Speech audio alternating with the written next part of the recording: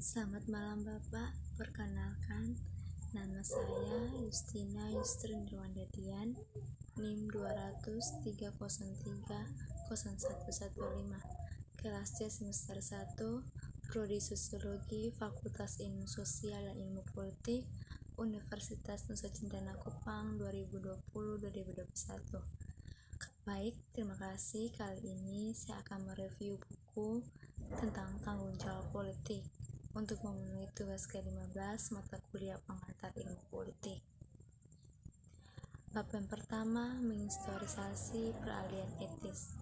Di lingkungan ilmiah Atlantik Utara, pelukan eksplisit dari peralihan etis dalam ilmu humaniora dan ilmu sosial belum begitu menonjol dari prevalensi kiasan etis dalam diskusi teoritis seperti yang diberikan pada apa yang disebut belokan termasuk budaya, linguistik, teologis, psikoanalitik, dan perubahan efektif. Selama 30 tahun terakhir memang berbeda dengan belokan sebelumnya. Pergantian etis menunjukkan keganaan yang hampir meminta maaf tentang identitas dirinya. Ketidaknyamanan dan ambiguitas menentukan sikap dari banyak pendukung teoritis pergantian itu. Bahkan jika para praktis politiknya, para humaniter, dan pendukung hak asasi manusia dan hewan antara lain jarang terganggu oleh kebenarannya. Para pendukung giliran etis menjadi tentu jangan berkerang sejajar, apalagi menyatu politik etis sama-sama didepolitisasi atau kaliber intelektual serupa. Tapi aksen yang berbeda dari formulasi alternatif merupakan variasi dari tema umum, aspirasi untuk menemukan prinsip-prinsip normatif, betapapun murni atau suram, di luar ranah politik dan kepentingannya, dan menyimbolkan politik etis yang superfinite. Bab 2, tanggung jawab dalam sejarah. Filsafat dari teori kritis dan alasan untuk tidak menulis tentang itu. Ada banyak sekali karya yang diuraikan responsibility. Ia adalah konsep modis dalam teori politik.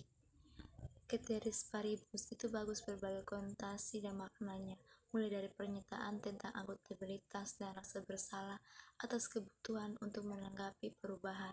Namun di sana adalah sesuatu yang agak sulit dipahami tentang konotasi politik dan riset ruang tanggung jawab kontemporer dalam konteks giliran etika dalam ilmu humaniora dan sosial, yang pada awalnya sulit dipahami pandangan sekilas tampaknya sebagai besar disebabkan oleh tematisasi tanggung jawab yang hiper individual, abstrak, dan tidak historis. Memang diskusi baru-baru ini tanggung jawab cenderung tidak berpengaruh pada sejarah dan historisitas konsep ini, sehingga menyembunyikan peranggapan sosiopolitik telah bergendap dan berstil sejarah dan akuntabilisasi.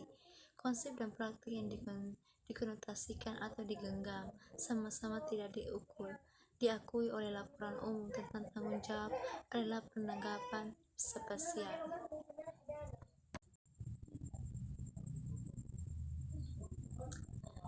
yang secara historis menjadikan gagasan dan praktik tanggung jawab secara politis bermakna beserta perwujudan dan kelembagaan dan politiknya formulir dalam berbagai penggunaan historisnya. Tanggung jawab telah mengakristal sebagai praktik objektif yang dapat diterima atau ditolak, diasumsikan atau ditolak, dicapai dan disangkai, dikontrak dan diperoleh, dihadapkan, dihindari, diberi sanksi atau direhabilitas, dikaitkan atau diperhitungkan, dilakukan atau cocok, atau sesuatu yang bisa didapat dan dirasakan, ditentukan atau diputuskan. Bab 3, otonomi etika intersubjektivitas.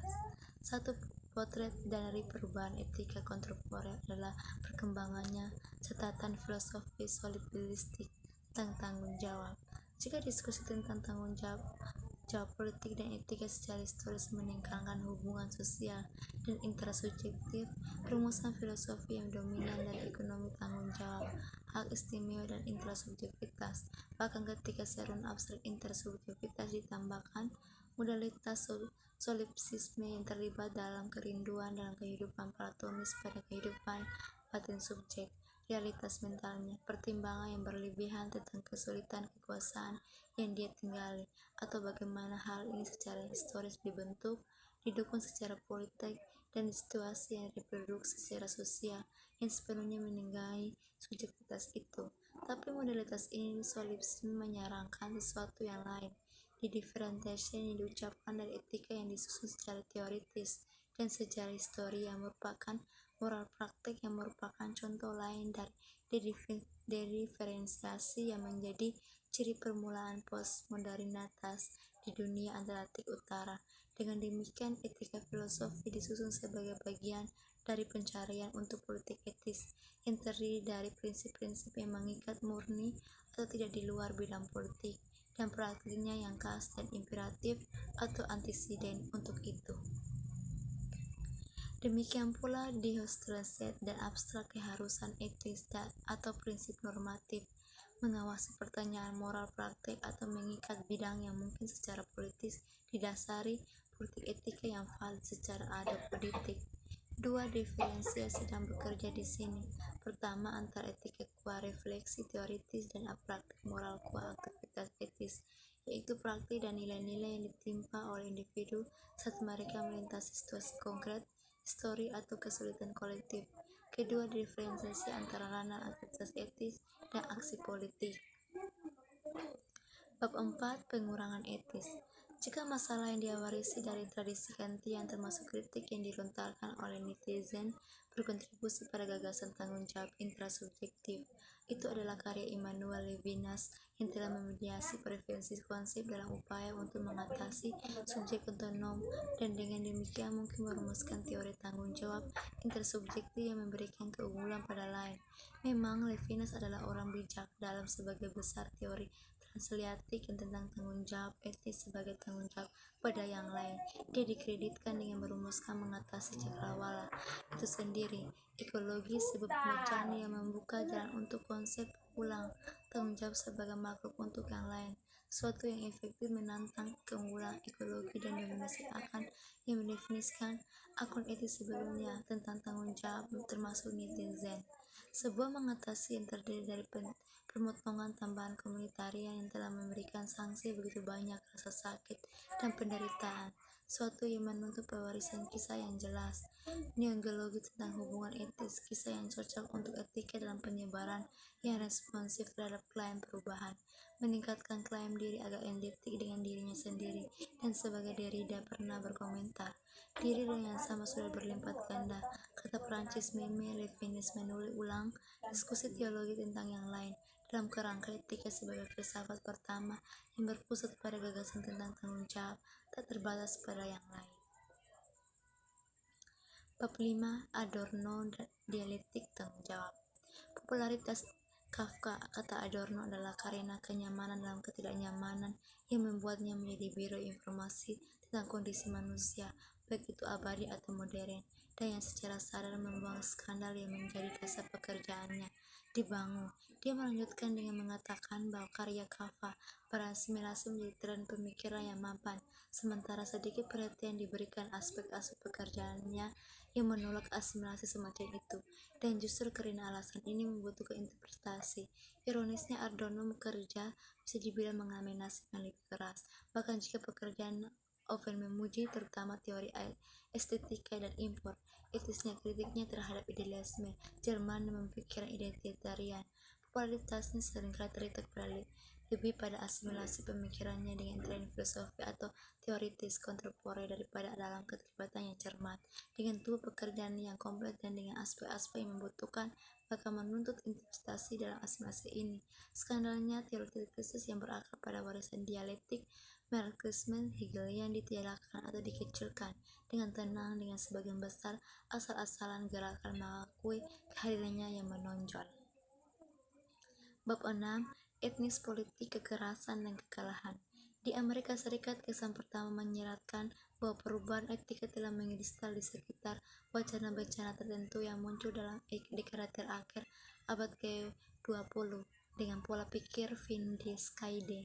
Berbagai sejarawan budaya dan sastra memperdebatkan sentralitas malapetaka sebagai pengalaman sejarah, konsep atau kiasan naratif dalam memahami era yang baru saja berakhir. Di awal 1990-an, kritikus budaya Kenti Karut sudah menyebutkan sebagai era bencana kita sendiri. Sekitar tak satu dekade kemudian, editor kumpulan esai tentang bergabung dan kehilangan mengemakan sentimen serupa.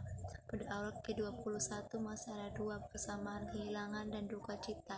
Tanggung jawab juga menjadi tema yang lazim, mengacu pada abad yang akan segera berakhir, yang tampaknya belum pernah terjadi sebelumnya.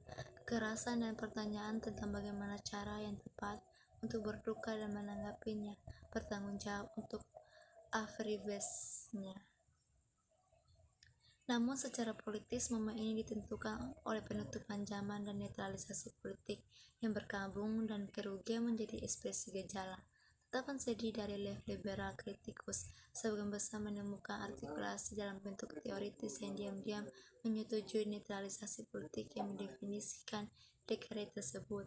Lebih ke intinya, politik yang menyedihkan ini tidak hanya salah mengenali masa lalu dengan menganugerahkannya keutuhan yang tidak pernah ada, tapi sering menyatu dengan penolakan bentuk-bentuk badan kolektif dan permusuhan. Garis-garis ini melambangkan sementara yang menghipostatisasikan penderitaan dan kerugian dalam istilah privatisasi yang diperbarui dari pengalaman yang memproduksi pengurangan hingga saat ini, yang menjadi ciri khas pencabutan historisitas politik kapitalisme kontemporer dan bentuk-bentuk politik yang dipolitisasi, mempertahankan dan dipromosikan olehnya. Sekian dan terima kasih.